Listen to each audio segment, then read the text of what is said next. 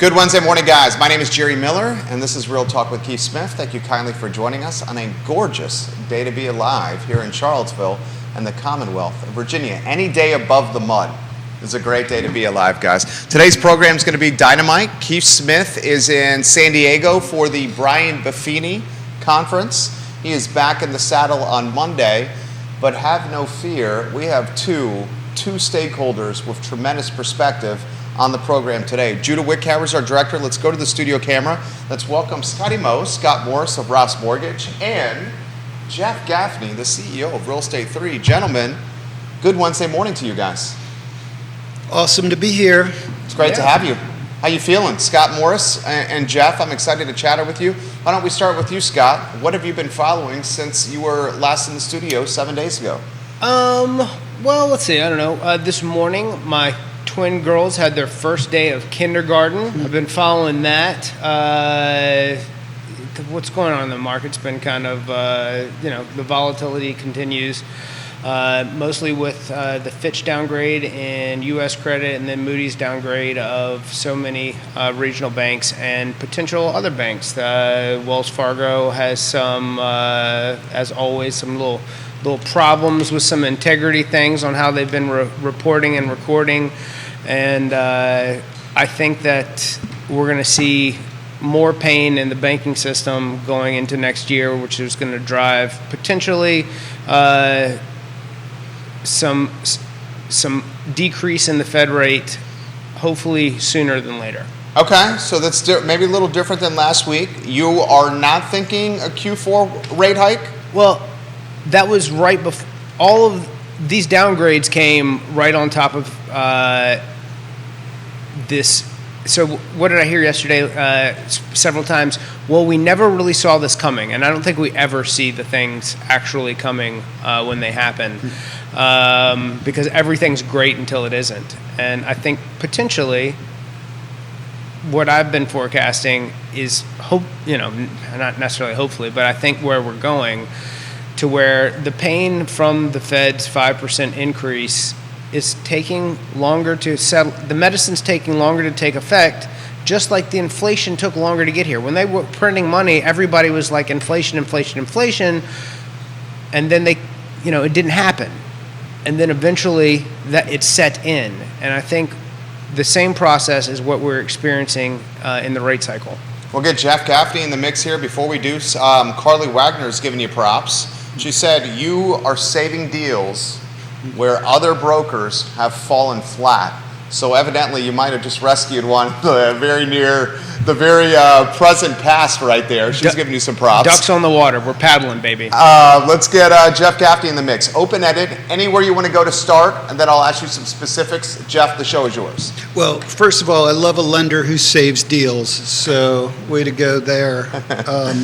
What an interesting year it's been. I would have characterized the market up until this point as you've seen the numbers. It's holding up with last year's numbers.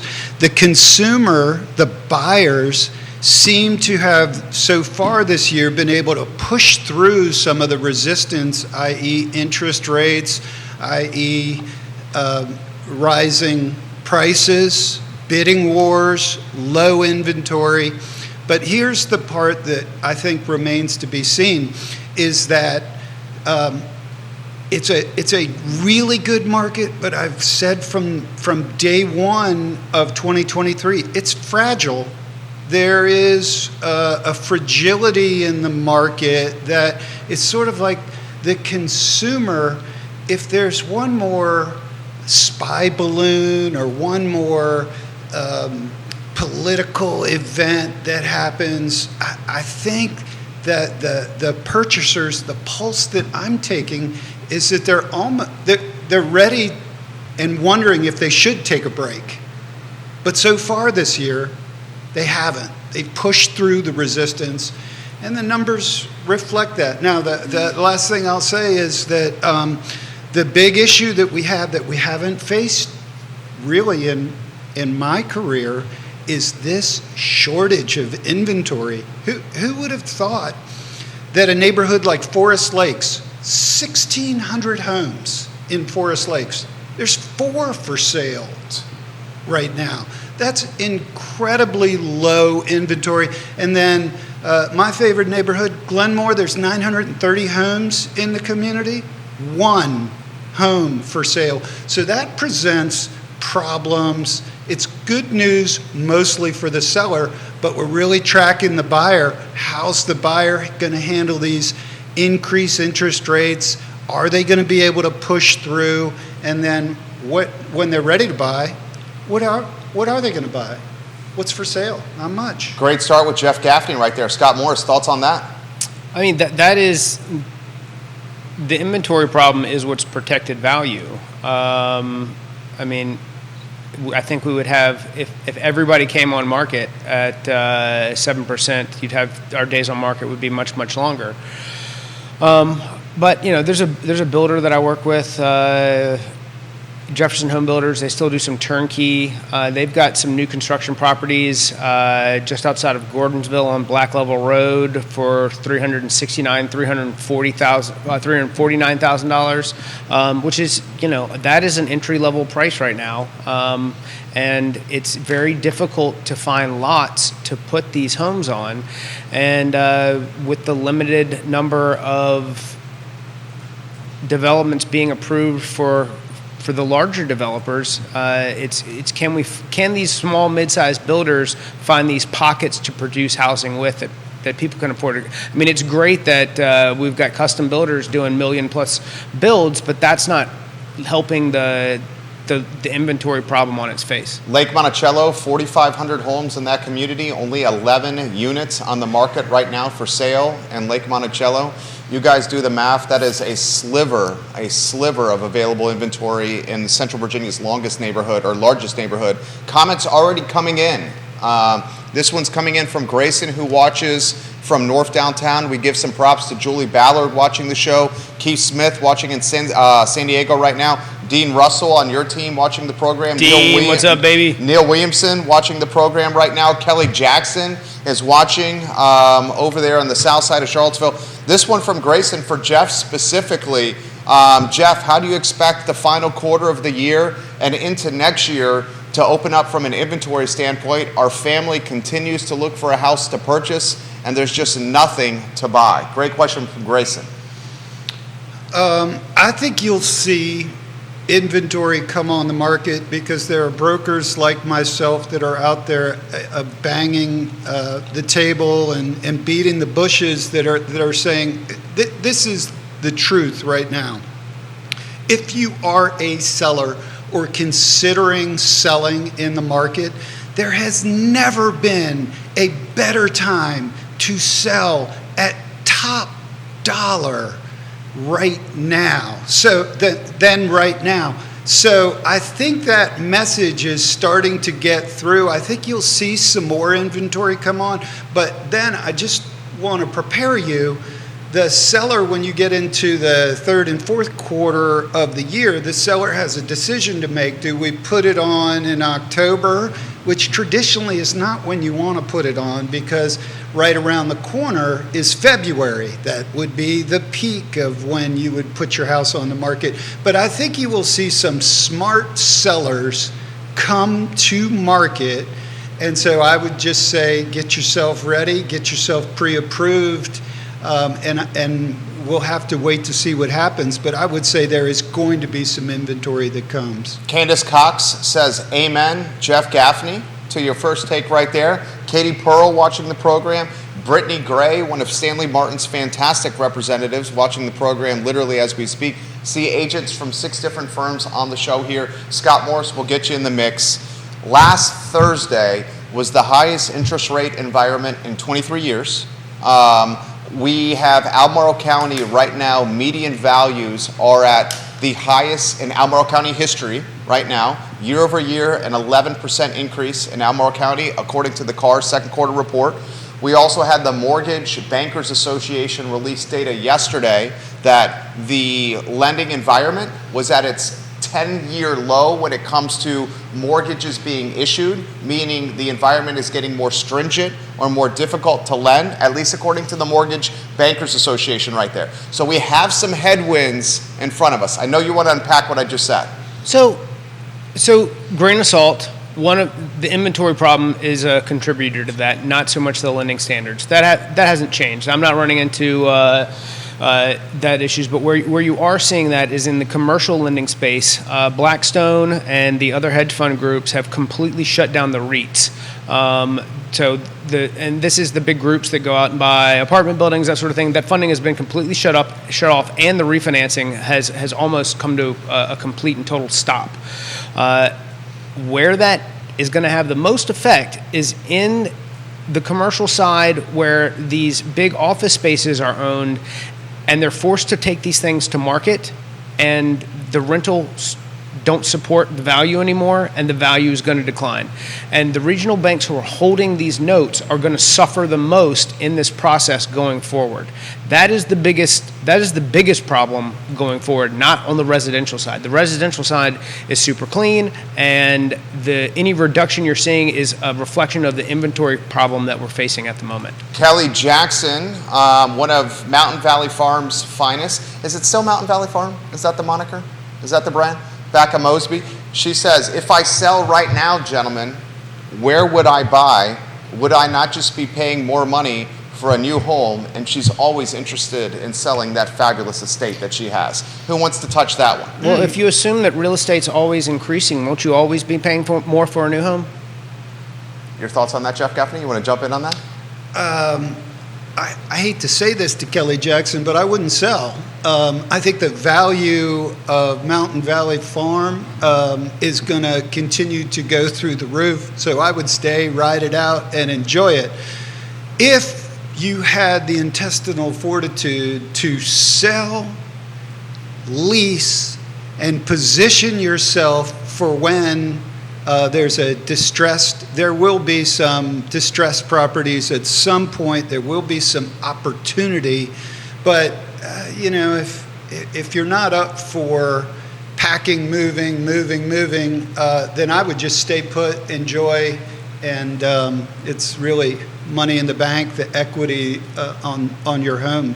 Enjoy it. Vanessa Parkhill, Earlysville, welcome to the program. Realtors, jump in on the conversation. Scott Morris, I see the wheels turning over there. So I think if you're someone who, before you get yourself, when we talk about opportunity for distress and properties coming to market, take it, before you get in trouble, take advantage of the equity position that you have in order to capture some of that cash to solve those problems.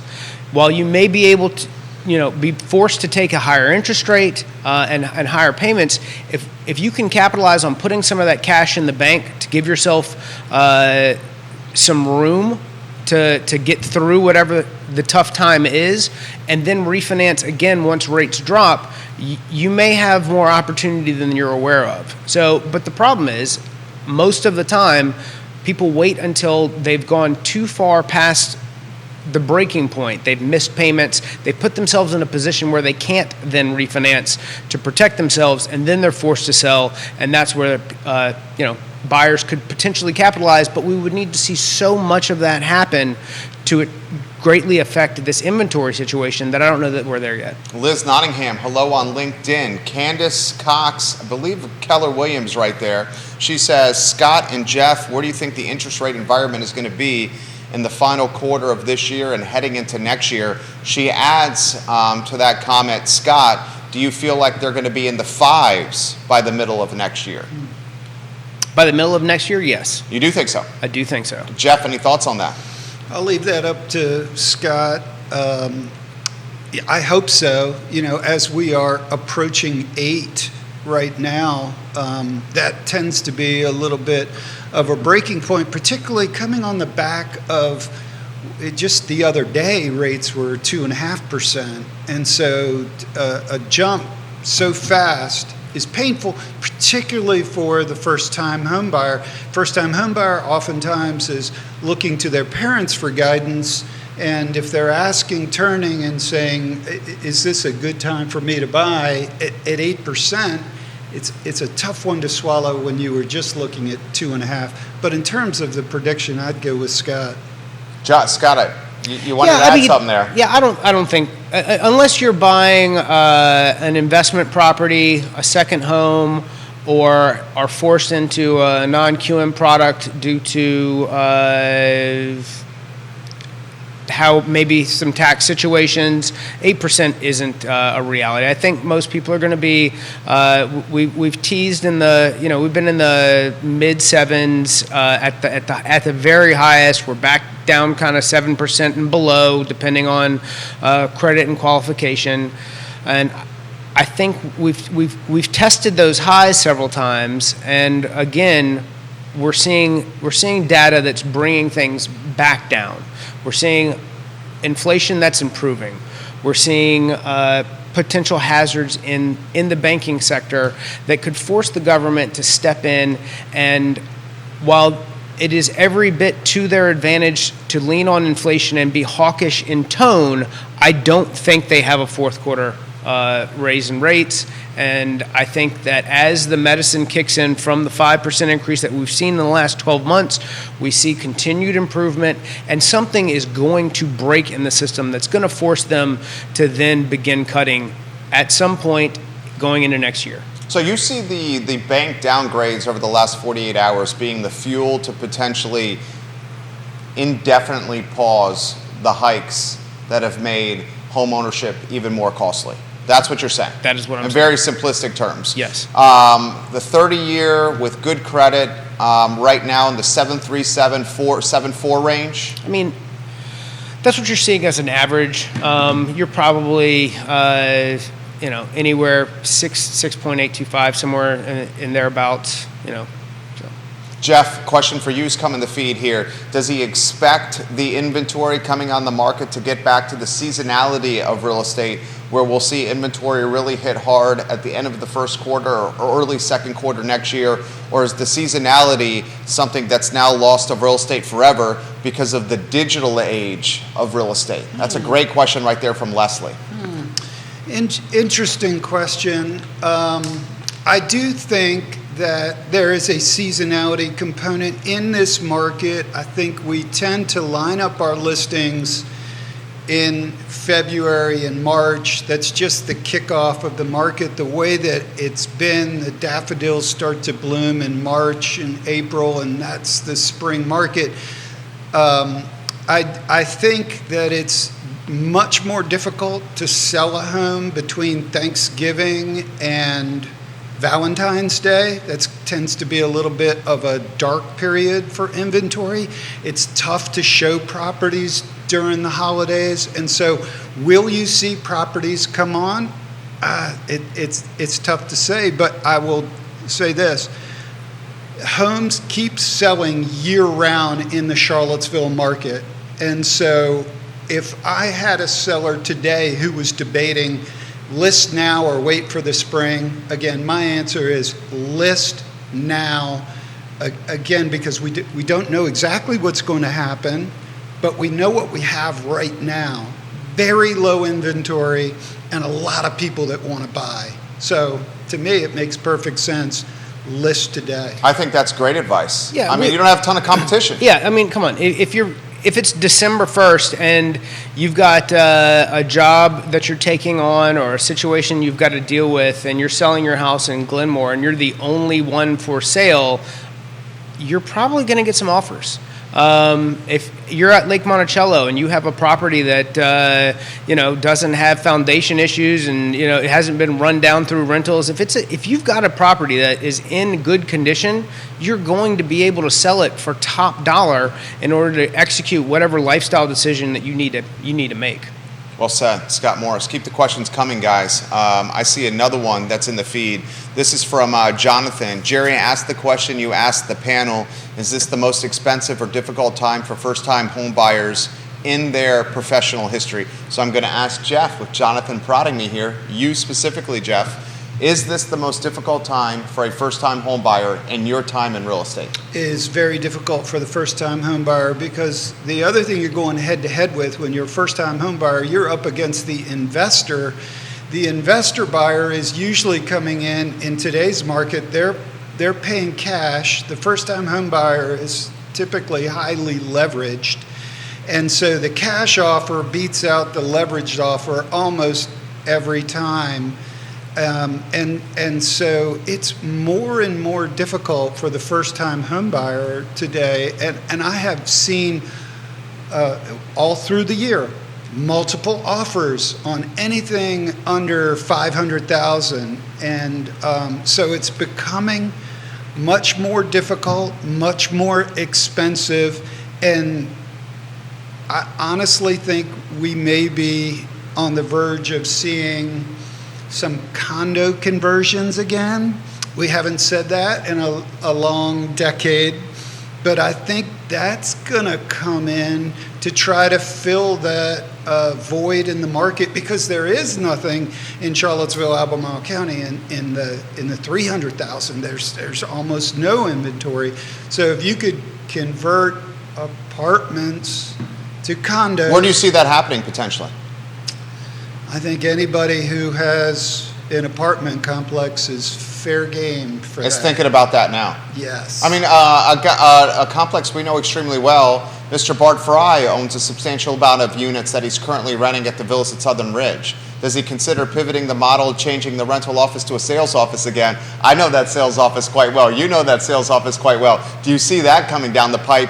Those units, one traded last week or went pending last week at 225,000, a 3-bedroom, 2-bath, not even the one with the den.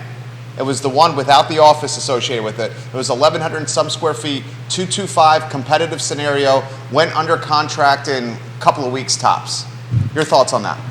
See a need, fill a need. I mean, there has never been a greater need for inventory in the 2s and 3s. I mean, there is a fertile market just waiting to happen. Will they do it? I mean, it takes time to go through the conversion process, but it's wide open. And the one other thing about this that I have noticed, and I'd be interested in what you all see and what your audience is seeing, but I'm actually seeing a little bit of vacancy in apartments. And for some landlords who have purchased apartments that are starting to feel a little bit of pain and can cash out on a conversion, that's an easier path to go. And so I think the stage is being set for that. Will it happen? I don't know. Will Bart Fry do it? Probably not. I think he's happy with He's stacking paper right now with his rentals. with his position over at the villas at Southern Ridge. But if you're newer to the market and you're feeling a little bit of pain and you see that wide open hole in the market, I think it's an easier place to go, potentially. Scott Morris. Apartments, possibly. I don't have enough direct contact to weigh an opinion there, but I will say that from the realtors that I speak with and from some clients that I'm aware of, I'm talking people with 700 credit scores, qualify, trying to get into a townhome or a home for rent. They're in multiple offer situations trying to get into a rental. They can't get into a rental in their home, a rental home, not an apartment, a townhome, a single family residence. They're in as much competition trying to get into a rental. And these are people without pets and crazy scenarios going, I got 13 parakeets. The ideal candidate. And a squirrel, where can I go? It's Yeah. I'm talking like your normal person who's looking to rent an apartment is having as much competition getting into a rental as they are a regular home. But the other thing, the advantage to a first-time home buyer, if there is an advantage right now, investors who aren't paying cash, or if they're paying cash and they're going into a property that they're going to have to renovate, they focus on cash flow and can they make it make sense. And if you can, as a first-time home buyer, put yourself in a position I taught a class yesterday on renovation lending for realtors. And the goal is, if we can find distressed properties that an investor may not be keen to because it doesn't price just right for them, But we can get a first-time home buyer in who, say, qualifies at 425 into a $300,000 property that clearly has some deferred maintenance and some concerns, that's only going to take a reno or a cash offer. We get them in with a renovation loan. The property, once completed, let's say it appraises at 425, but we're all in at 400 for the amount of work that we need to do. Once the work's complete, 7 months down the road, then the interest rates are in a better position as well. You refinance into a conventional loan out of the FHA 203K into a lower payment, lower mortgage insurance, and a much better position into a property that you never would have been able to qualify if you were trying to buy it at the single first shot. Well said. That's the third sizzle reel right there. Jeff Gaffney. Just slight rebuttal. I love what you're saying with is this like the the I can do 203K? I can do it conventional, and I can do it 203K, yeah. So I love the renovation idea. It takes some intestinal fortitude, as you know, to do that, to go through the renovation process. It takes the right team. The most important thing is having a good HUD consultant. If you don't have a good HUD consultant, you have a nightmare of a process.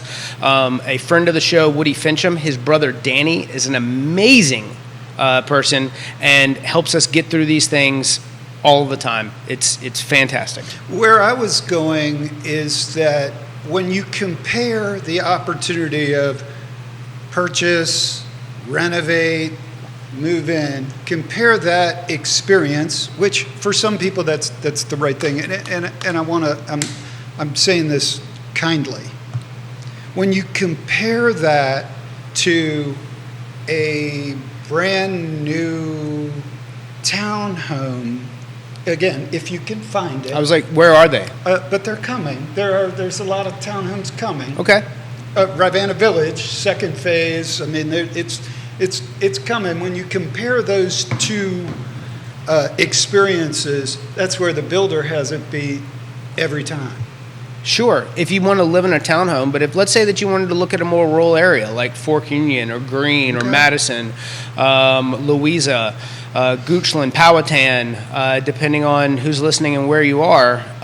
If you don't want to live in a townhome and want to try to take a shot at a single family residence that had some deferred maintenance that has a hard time coming to market given its condition, we've got a way to solve that problem for you, and you don't have to hear your neighbors to the wall. I think that's a great program. Again, I was thinking more along because, I'm holding the hand of buyers, and I see the experience and the heartbeat that happens. And this is more of a compliment to the builders. Their model homes are so compelling. They smell great, they're clean, they're beautiful, as opposed to the renovation. Not that there's anything wrong with the renovation. If you put new floors, new carpet, and painted the reno, it smells just like the new house. But the buyer doesn't see that, and the old adage... Which is why we as professionals, it's our job to convey that to them and show them the path versus trying to tell them that I know it's tough out there and it's really hard and I'm sorry that this sucks for you. It sucks for everybody. Doesn't that suck? Nobody wants to hear that. We're on the same team, just so you know here. I'm not debating you from the opposite side. We're on the same team, but what I see in the trenches and my realtor colleagues see is that old adage that buyers believe what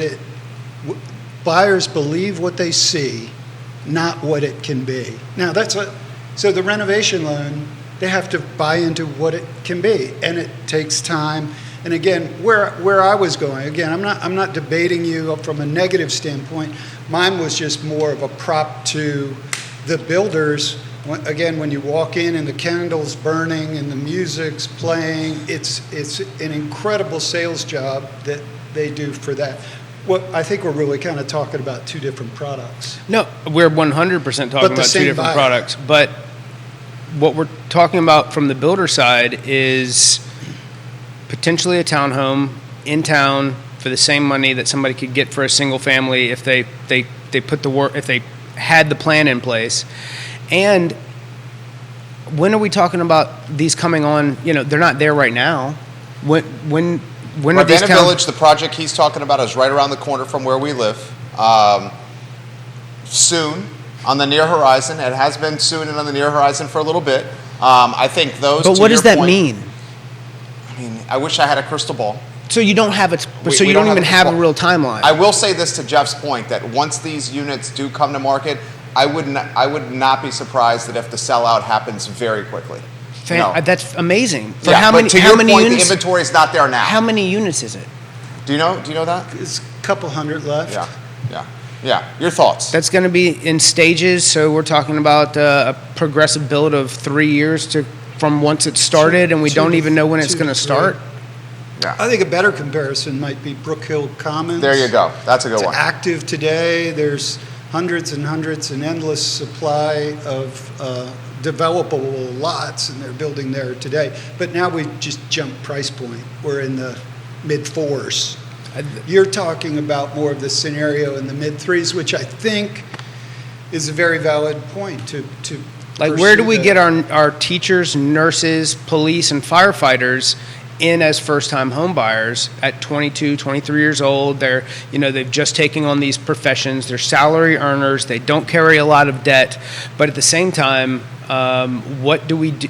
Where is that entry point? And if it's in these places, that's fine. But if if they're 22 years old and you're going, hey, in 3 years we might start building these things, that's not the opportunity that they're looking for. And to a point that needs to be highlighted, a lot of folks that are competing for these rentals in multiple offer situations for rentals are putting down first month's rent, last month's rent, and security deposit. So in a lot of cases, you're looking 10K plus, 8 to 10K upfront to rent a property. So that should be highlighted as well. Here's a great question. This is from Candace. We'll highlight Lottie Murray watching the show, Dr. Karen Wolf watching the program, Lisa Costello watching the program, Katie Pearl watching the program. 8 firms watching the show here, a supervisor in Nelson County, 2 city councilors in Charlottesville, and a supervisor in Albemarle County, all watching the show literally as we speak. Taylor Sutton, hello and welcome to the program as well. Candace says this: what is the likelihood that in the future buyer agent commission can be financed? None. None? 0. Okay. You speak with confidence and conviction It there. has no attachment to the property. There's no bank and Fannie Freddie, unless the only way it would happen is if there was some drastic change from guidance from Fannie Freddie. I don't foresee that being the case. And she's asking that question strictly because of an affordability. This would be a way to potentially create affordability. Is that why she's asking that question? No, Your thoughts on this, Jeff? She's an agent. Yeah, I would defer to my lender on that. It's more his wheelhouse. Okay. The question's probably coming up through the litigation in commissioned and the rumor mills that fly around the internet. That buyers are going to have to start paying agent commissions. I just don't see that. What will happen most likely is there'll be a level of disclosures that have to go out to the seller that they're acknowledging that they will be paying the representation for both sides. Because if first-time buyers were forced to pay agent commission, you're just stacking one more layer of expensiveness onto affordability that everybody cries is unjust already, because it's difficult in this environment, and if you to do so would be very limiting in for borrowers. Period. Woody Fincham has a couple of comments here. First, he thanks you for the props for his brother. He also says interest rates will create a delta that will push consumers there. Reno loans work well when there is foreclosure inventory coming or coupled with higher rates. My pre-foreclosure work has increased some, but we are a ways away from it. Scott is doing the Lord's work by prepping for something that is going to be coming. He sees foreclosures potentially on the horizon. Any of you guys agree with that comment? There's a lot of equity. So you don't think the foreclosures are on the horizon? I mean, it's going to happen. People get in trouble, and they don't ask for a lifeline until it's too late. Well, and with the inventory that we've talked about, the low inventory, you can kind of sell your way out of a problem today. Agreed. Yeah. He also says renovation loans are hard. You need a great loan officer, and a great agent, Jeff, and a great appraiser, and an outstanding contractor who can understand how this works. I appreciate that comment from Woody. This comment has come in for Jeff specifically. Can you highlight what is coming from a new construction standpoint? Land acquisition and custom home building seems to be a potential path here. That's a great question from Jennifer, who's watching in Crozet. My response to that, and Jeff's the expert, Scott's the expert on that, is land acquisition is quite costly. The labor market is quite costly. Construction loans can be costly here, and you're not instantaneously in your house. You're looking like 10 to 12 months down the road. But the show is yours on that topic, Jeff. Yeah, at least. I mean, you have to look at the growth areas, which, we all know now. You've got the 29 North corridor. We've got the Crozet pocket for construction. And then you've got a little bit east of town in Keswick. You've got the property that Frank Balliff's been trying to get approved down the road from Glenmore. You're talking Breezy Hill? From Breezy Hill. Yeah. And I believe Frank and Charlie may be watching the program as we speak. Frank and Charlie, if you are, give us a little. Yeah, okay.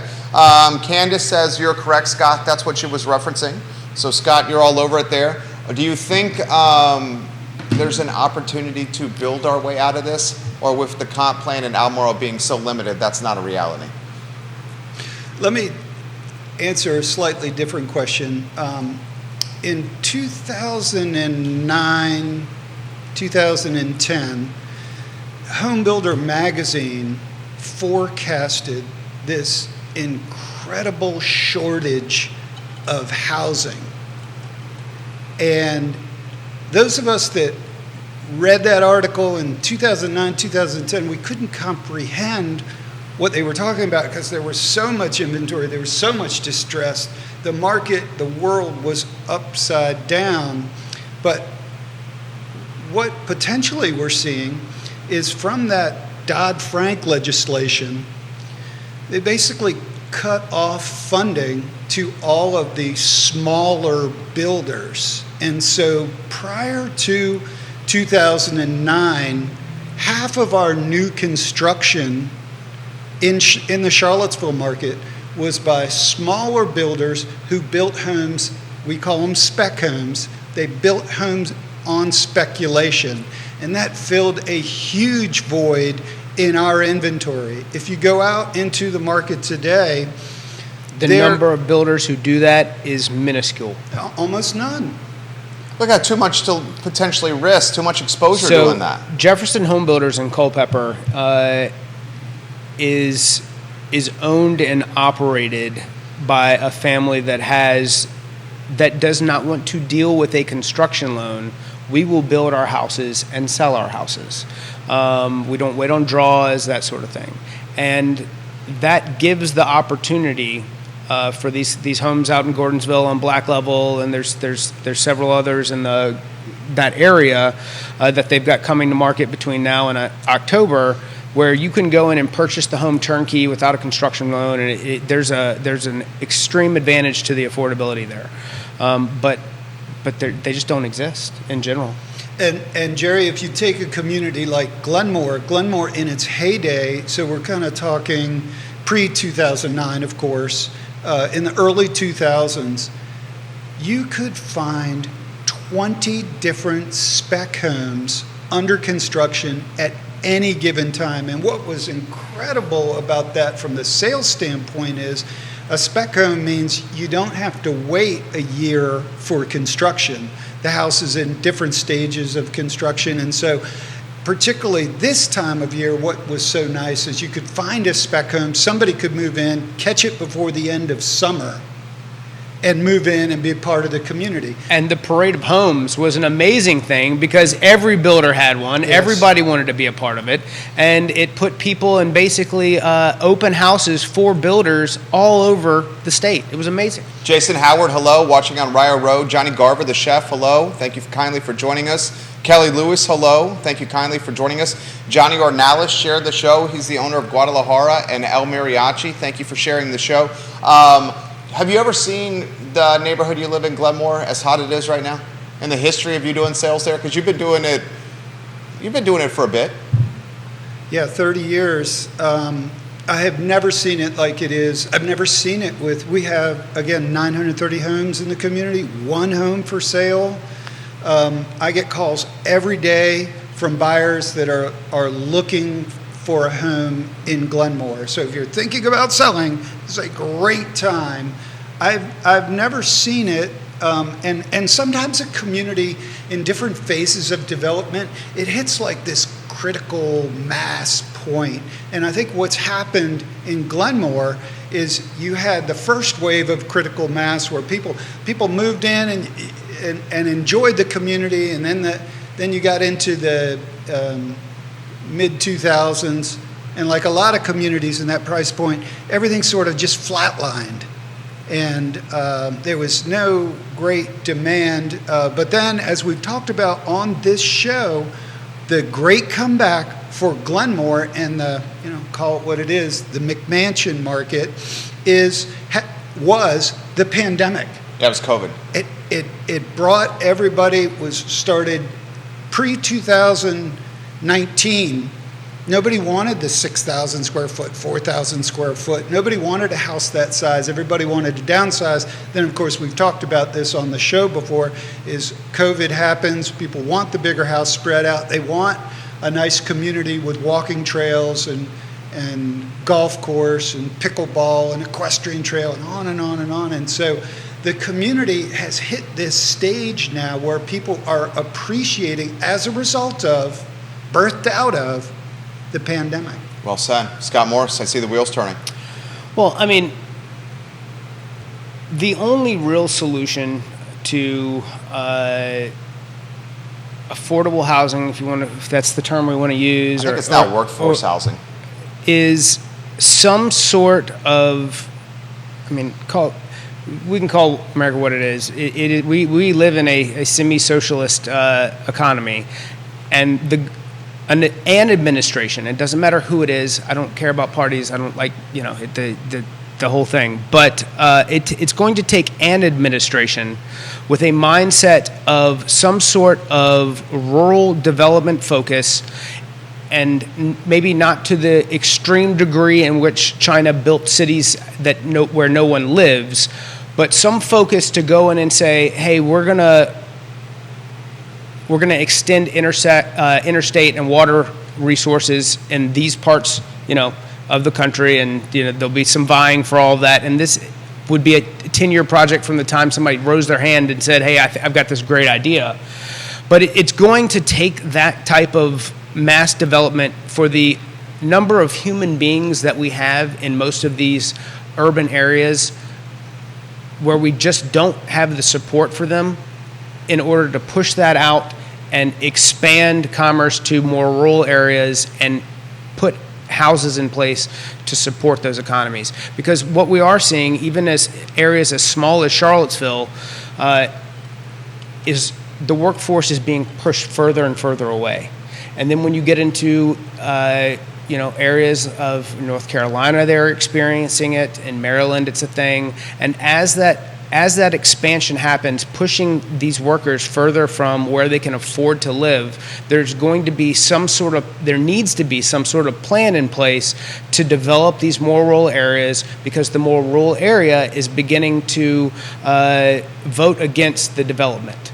And then you have a problem on where to put the humans. Well, a good example of that is we're seeing that in Greene County. There's so much new housing stock coming down the pipe in Greene County that the political capital or the political willingness to continue that development is eroding in Greene. And they have 300 to 400 units, additional incremental units coming down the pipe in Greene now.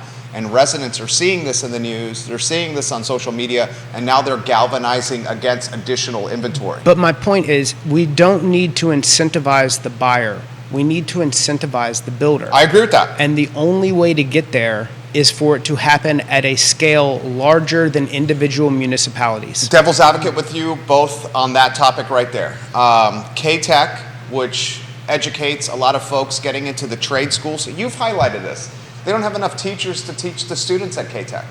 Because nobody knows what they're doing. And I'll take it a step further. The labor market, we know a lot of custom home builders, small builders. The labor market for building a lot of these houses is not even labor from Charlottesville and Central Virginia. They're essentially bringing in labor from outside Charlottesville and Central Virginia to do these projects. If you were a highly skilled carpenter, Oh, you're making who bank had right a now. personality and enough brain to where you could run a business. Why would you go work at K-Tech for $55,000 a year and to try to teach teenagers versus go out and earn? The entire process from educating them early and to teach and getting them, and not just into carpenters and plumbers, but auto technicians, electricians. We broke the system 30 or 40 years ago, 100%. and now we're going, man, I can't believe the system's broke. Jeff Gaffney, thoughts on this? Well, I go back to my original point, which was 2009 Dodd-Frank legislation. They cut off the financing. If miraculously the financing was turned back on, I think you'd see a whole lot of small builders resurrect out of that. But today they just can't get any capital. They can't do it. They can't compete against the big guy. And so, that would, if I had the magic wand or I was king for the day, I'd rework some of that Dodd-Frank legislation and would be more conservative. But I think the rebirth of the small builder, what Scott's going to say is, well, where's he going to build? What good is it to have more builders if you can't build? And it's a legitimate point. But I think the small builder will find a way. I have faith in the entrepreneur. We had, I say this all the time, Diantha McKeel, supervisor, Albemarle County, Jack Jewett District, sitting in your chair, and she looked in that camera that you're looking in, talking into that microphone, and says, I have no interest in expanding the developmental area in Albemarle County. She says, the 5% right now is not fully maximized, so I will not vote to expand it. Ann Malik is not going to do that. She is on the cusp of winning a 5th term in Albemarle County, which means if she does win her 5th term, she will have served on the Albemarle County Board of Supervisors for 20 consecutive years. I want to put that in perspective for people. My opinion of what the small builder would do if they started getting the money, what I would do, it wouldn't be building single-family homes. I'd go into these urban areas and start building my own apartment buildings, knowing that the constraints on the rental inventory is just as difficult as that, and then maybe not face the problems or fight the fight. Devil's advocate, and I don't mean to interrupt you here. Chris Henry's doing that right now with Dairy Market Phase 3. He's trying to build 400 units on Preston Avenue at the location of twice as nice thrift store, the home brewing spot, Fifth Season Brewing, where Rockfish Brewing is. But that's not devil's advocate. I'm saying that's the point of least resistance. Well, why wouldn't people do that? I guess my devil's advocate point to that is the 10th and Page community is galvanizing and rallying against what Chris is trying to do. They're all gonna do it, baby. But if they've already said this is what we want you to do and we've zoned for this, you're gonna fight the NIMBYs no matter where you go, whether you're trying to build what he's saying is the entrepreneur is always going to find a way. And right now, I'm saying that these municipalities have built this as progress. People are going to take the money and build those things, not larger developments. They're not going to go pour the concrete, build the roads, fight the fight, and everything else that's expanded so much in the last 20 years on that side. They're going to take the easy, they're going to go find the money, and that's where the money is. Yeah, I think, and we'll get Jeff in the mix here. I just think that the small builder is always looking for the path of least resistance. We represent one, which we talk about on this program quite a bit, and the path of least resistance is often by right, single family detached, 4-bedroom, 2.5 bath on like 0.2, 0.3, 0.4, whatever it may be, and they just want it sold. We're building the 400 unit apartment complex with ground floor commercial space often yields political outcry. But that goes back to where do we find the acreage like for sale to execute that plan? Great question. Jeff, anywhere you want to go on this topic? It's a good one. I mentioned this last time on the show. I think most people in the community realize that Albemarle County's growth management plan is to preserve the rural area, which no argument there. But their method of preserving the rural area is to max out density in the growth area. And so the product that they've forced to be created is what we've already talked about. Lots and lots of townhomes, lots of homes on small home sites. And so my only point in bringing this up is what Albemarle County, when they do approve something, they're approving something, in my opinion, that's not necessarily what the consumer wants. In other words, you can't, in any of these new projects, you can't find a cul-de-sac anywhere. Everything is rear loaded with an alley behind it. And so they're forcing this animal on the marketplace under the umbrella of protect the rural area, which of course, again, you can't. And the guise of affordable housing. Agreed. Stu Rifkin, welcome to the show, watching in Maine, I believe, Stu. Thank you kindly for joining us. Woody has this comment: the opinions for Board of Supervisor members is twisted facts. There is so much red tape and costs required to build in those development areas that it's not economically feasible. Open up more space to help push down and stop adding so much cost from a government or red tape standpoint. The rule of thumb right now, 24% the cost of new construction is associated with red tape, permitting, and paperwork, and not wood and granite and appliances and brick and site work, which is bananas. If you drop that 24% a little bit, of course that's going to create a little bit of more affordability for the market. Hint, local government that's watching the program right now. This is a very good question. Scott, this one's coming in from Spencer. Do you see the development creeping into Culpeper or Madison at this point? Culpeper has somewhere around 1,000 units that are coming on board in the next 24 months. Ryan Homes has one that's they've got their sales trailer up, and the dirt's been pushed around, and they're getting, there's another 80 on the backside of the golf course, the country club area, and then there's something like 700 units at Clevenger's Corner, which is going to be a combination of townhouses and single families. So there's Culpeper's a great area for opportunity. I mean, it's got a nice downtown area. You're 30 minutes from Fredericksburg, you're 30 minutes from Charlottesville, you're 40 minutes from Manassas. So it's a bedroom community for a lot of other municipalities. It also has some industry there. There's Marilat Cabinets.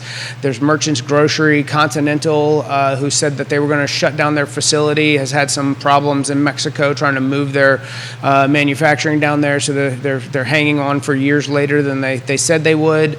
There's a lot of rural areas for small independent builders, like the Moberleys of Inspired Homes. Angela's watching right now. Jefferson Home Builders provides a turnkey unit, which is also an opportunity for a lot of people.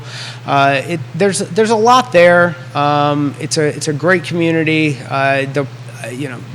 There's definitely some pressure on the school system and other things with the growth that they're seeing that they're going to have to face at some point, which they'll end up paying for in taxes.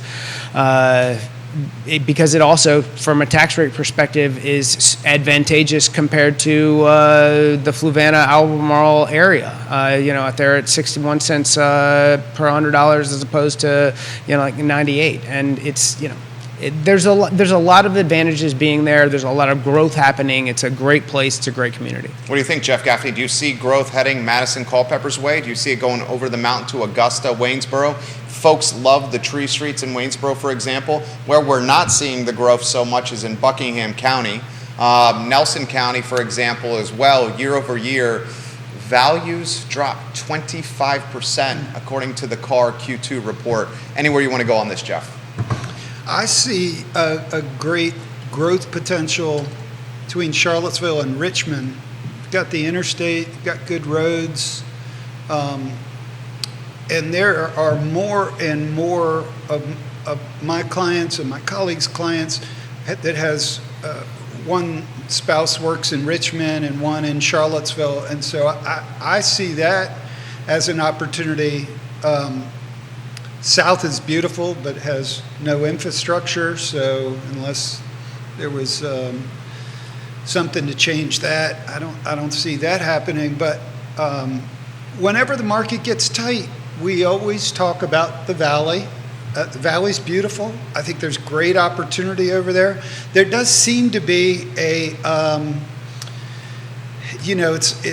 with the mountains, going over the mountains, it feels like once you've made that transition, maybe you're further away than from the Charlottesville proper community, if you will. You're farther out. But I think there's opportunity. Waynesboro, Stanton. I have clients that will go up into Harrisonburg. And so as you get on 81 on the other side of the mountain, I think north-south 81 starting to look really good again. Jeff Gaffney, Scott Morris dropping knowledge here. John Blair watching in Stanton. Welcome to the program. Jamie Turner says, I love when Scott reps the pep. Repping Culpeper right now. Viewers and listeners, put your thoughts in the feed. I would love to get page 12 of the Q2 report on screen. That's the one that talks values year over year. I'm going to highlight the report. You guys are the experts and get your take on it. This is second quarter last year versus second quarter this year. Albemarle County, an 11% increase. It's on screen. Thank you, Judah. Everybody look at the screen now. A $479,000 median value last year.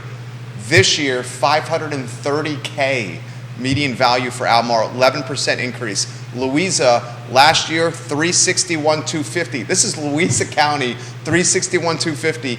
This year, $385,500, a 7% increase. The other counties either flat or down. Charlottesville, $464 versus $470, 1% uptick. Fluvanna, a county you know well, $336 versus $345. And here's a crazy one here. Nelson, $425 last year versus $320 this year, a drop of 25%. First, let's go Albemarle. Why the 11% increase year over year in Albemarle County? Jeff, why don't you go first on that one? Pretty simple. Inventory? No inventory, lots of buyers, price going up and up. What do you think, Scotty Mo? I mean, we've talked about this ad nauseum. The buyer who bought at 3.5%, who was a policeman, a firefighter, a teacher, a nurse, could not sell their house with the X thousands of dollars of equity and then go find something. There's no move-up option for them, because if they bought at 55% of total debt to income at $380,000 and a house that's now worth $475,000, they couldn't qualify to buy that house again at 5.5%, much less 7%. So they can't take those properties to market. So what is coming to market at the greater value, you've got a limited number of buyers who qualify, and that inventory is now dead on the market and can't come back to market unless they default. Charlottesville, 1% year over year. Why so tight in Charlottesville from appreciation year over year when it's the same phenomenon of no inventory on the market? We have no inventory in Charlottesville. We have no inventory in Albemarle. Albemarle's 11%, Charlottesville's 1%. You'd already taken those barely qualified buyers off the table for that circle before any of that happened. Jeff, thoughts? Agreed. Nothing to add. Yeah. Okay. How about this one on Nelson? A 25% drop there. I think you've seen with Nelson, you tend to see the great swings up and down depending on how the economy is going. And so I think they rode it up, and then you don't have as many sales and you see it come back down. I think a lot of that has to do with wintergreen and resort and second home sales. That's all kind of meshed into their numbers. You couldn't sell one of those condos for years and years and years, and then all of a sudden, like wildfire at wintergreen. Yeah, he's exactly right here. Questions are coming in faster than I can keep up with here. This one is for Jeff. How much more inventory, and he doesn't have a crystal ball, so I'm going to help my man out with this question because this is a crystal ball question. How much more inventory does he expect to see come spring with the spring market? Tough to say, right? It's tough to say, but what we hope for is something in the range. I think now you're like 2 months worth of inventory. They say a balanced market is 5 months worth of inventory. Will we see that? We just don't know. It's possible. Advice that you would offer as the follow-up question for folks thinking about listing right now? Thank you for that. I'll try to keep this short, but this is really important in today's market. The purchaser today is all about vibe, frequency, and energy, and that means your house has to show really, really well, first of all, from the outside. So number one, get that new roof that you've been waiting for. The new roof, the old roof that's got streaks in it and is 30 years old, it's got to go. You got to put up a brand new, fresh, sharp roof. And if money's a problem, there's ways to work around that. You also have to make sure that the landscaping and what we call curb appeal is all there. You have to have green grass, dark mulch around your shrubs. You got to have that. So green grass, dark mulch, nice new roof, limit the amount of deferred maintenance, hopefully very little deferred maintenance. And then when you go inside the home today, it's more important than ever. You don't even have to do the kitchen because the purchaser today wants to do their own kitchen. If you can't afford to do a kitchen flip, well then of course some stone in the kitchen is fantastic. But what is absolutely necessary in today's market is that you have fresh paint, changes the smell of the house completely, and new floor coverings. Particularly love the luxury vinyl plank that people are putting down, or gotta at least have new carpet. If you hit these points, and there are others, but you please don't make this mistake of just putting your house on the market at an inflated price with no preparation. You've got to do that prep work. And if you do the prep work and you price it right, you'll get a nice sale and make a nice profit. But I am seeing some homes, even with this limited inventory that we have, I am seeing some homes linger on the market. And once you start lingering, all the purchasers and the agents, they start asking the question, what's wrong with it? And it's hard to come back from that. So in today's market, do the work up front, roof, exterior, inside with the paint, the carpet, floor coverings, prep it, price it, and it'll sell. I love it. Great take right there from Jeff Gaffney. Scott, you want to add to that? I could not agree more with the last point of listen to the professional who is telling you, I know that you want to get X, but in order to do that, why don't we come down just a little bit so that we get people who walk in the door? Because if you get through the first 10 days and you haven't had any showings, you have a problem. And we all want you to get as much as possible, but we also want you to know that you're selling a house, not listing a house. And, from that standpoint, I'm always going to defer you back to your realtor, but I'm going to give you that guidance if you're talking to me. Trust your trusted advisors. Questions come in for Jeff Gaffney from a diehard Wahoo fan, asking Jeff what he thinks of the football season this coming year. This is off the real estate topic, but the man can pontificate on UVA sports. I think we're going to surprise some people. I'm one of the few that thinks we're going to surprise, and so I think we're going to be around 500 is my prediction, and based on everything that has happened with the program, I think that's a huge victory and will be a big stepping stone going forward. Shout out to, and maybe Jerry can get more scoop on this, shout out to the 38-year-old kicker. Oh yeah, I saw that. Yeah, out of the military. So we got a guy who made the roster. He's a 38-year-old kicker that is living a lifelong dream of playing college football as a kicker. My man Jeff Gaffney, a kicker himself, still, I'm going to brag about you a little bit here. A friend of the program, Jeff Gaffney here, still holds the all-time points record for UVA men's soccer.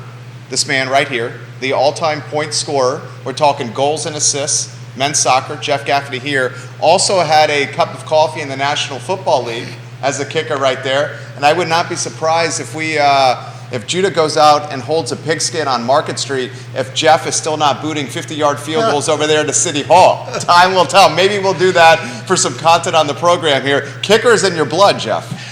I'm really a soccer player that got converted to a place kicker, but when I saw that article come out about the 38-year-old was awesome. kicker Oh, yeah, on that's- the football yeah. team, I was like, now my only question, Jerry, excuse me for going too long on this. I but love it. I wonder, does he have any kicking experience? But nonetheless, a 38-year-old mind, kicking is all in the mind. Once you're a D1 athlete, you've got that leg, the rest is up, between the ears. And so I just wonder if he's done any kicking, high school or anything in the past would be the question. But if for some reason if he tunes into the show, I would say just slow it down. What ends up happening in kicking is when you come at it sort of like golf. If you come at it too fast, there's too many bad things that'll happen. It's nice and smooth. It's like a 7 or 8 iron, nice and smooth. With a 38-year-old brain, love the idea of that on the football team, and looking forward to seeing it. A former Marine Corps participant. He was worked in helicopters in rescue capacity. He is now a Darden student in his second year, and he made the Virginia football roster. I mean, it's truly like a Disney movie waiting to happen right here. The only thing we need is for him to hit some game winners, and then we really have the icing on the cake. And Jeff's conversion from soccer to kicking briefly in the NFL reminds me of, and you'll remember this name, another Wahoo, Tony Meola. Yeah. Tony Meola, the goalkeeper, Yeah. also tried to make that transition to kicking in the National Football League Yes. around. Remember the goalkeeper? I do. Yeah. Team USA goalkeeper at one time as well. Tony was a great athlete. Hell of an athlete.